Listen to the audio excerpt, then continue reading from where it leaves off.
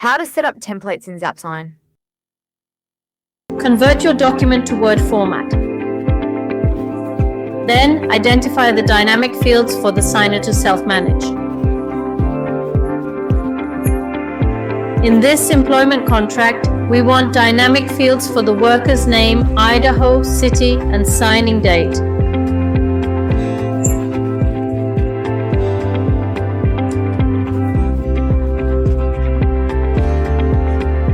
For each dynamic field, add double brackets at the start and end of the field name.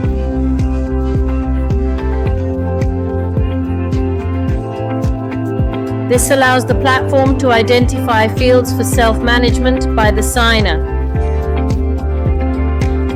Once all fields are bracketed, your template is ready to upload to ZapSign.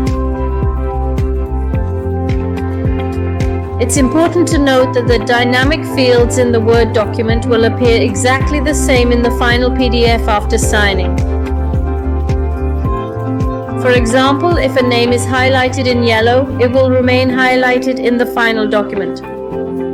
Uppercase and lowercase letters will also be preserved in the final version. If a dynamic field appears twice in the document, it must have the same name in both instances. In this case, we have worker's ID at the beginning and end of the document. It should be named identically and include double brackets at the start.